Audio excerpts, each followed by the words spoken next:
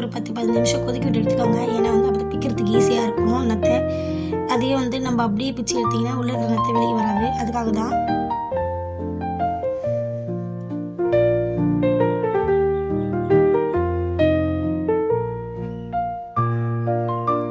பாருங்கள் குச்சி வரைக்கும் கலர் எப்படி மாறி போயிருக்குன்னு.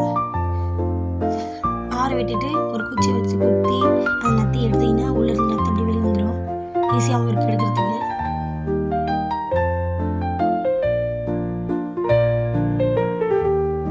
இவ்வளோ குட்டியாக இருக்கு பாருங்க நத்தை.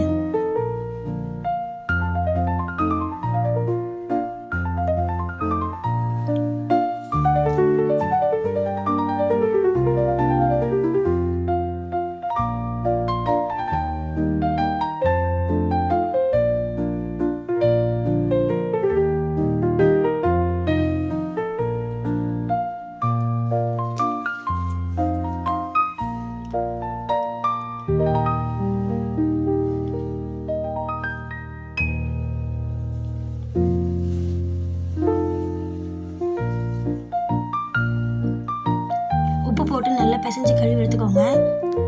குக்கரில் போட்டுட்டு தேவையான அளவு தண்ணி ஊற்றிட்டு மஞ்சள் உப்பு போட்டு ஒரு 10 விசில் விட்டு எடுத்துக்கோங்க. ஏன்னா வந்து இது சட்டுன்னு வேகாது. இந்த மாதிரி விசில் விட்டு நீங்கள் எடுத்து தாளித்து செஞ்சிங்கன்னா ஈஸியாக இருக்கும் வேகிறதுக்கு. அதுக்காக தான்.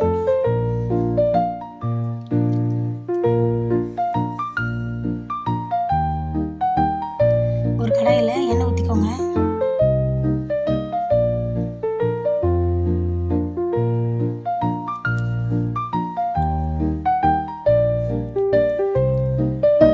கடுகு போட்டு பொரிஞ்சதும் வெங்காயம் போட்டுக்கோங்க. வெங்காயம் லைட்டாக வதங்கின பிறகு இஞ்சி பூண்டு பேஸ்ட்டு போட்டு கொஞ்சம் லைட்டாக வதக்கிக்கோங்க.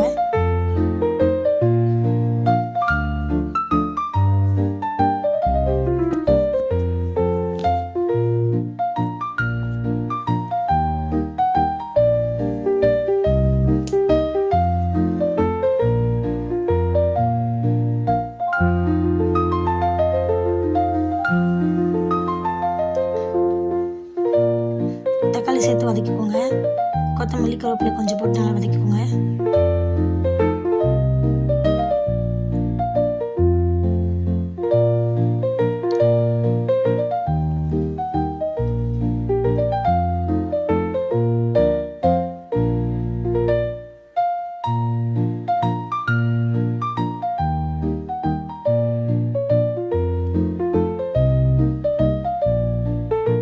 வேக வச்ச நத்தையும் சேர்த்து நல்லா வதக்கிக்கோங்க.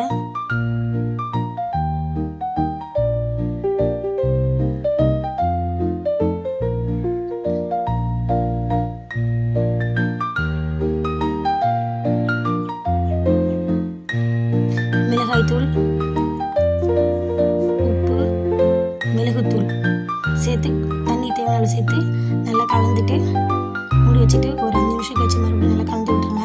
அந்த தண்ணி நல்லா சுண்டி வர வரைக்கும் கலந்து விடுங்க. கலந்து விட்டுட்டு நம்ம சாப்பாடு கூட சேர்த்து சாப்பிட்டுக்கலாம். இட்லி கூட சேர்த்து சாப்பிட்டுக்கலாம். தோசை கூட சேர்த்து சாப்பிட்டுக்கலாம். அவ்வளோ நல்லாயிருக்கும் டேஸ்ட்டாக. நாங்கள் சாப்பிட்டு பார்த்து நல்லா இருந்தது. நீங்கள் வேணால் ஒரு முறை ட்ரை பண்ணி பாருங்கள். எப்படி இருக்குன்னு சொல்லிட்டு கமெண்ட்ஸில் சொல்லுங்கள்.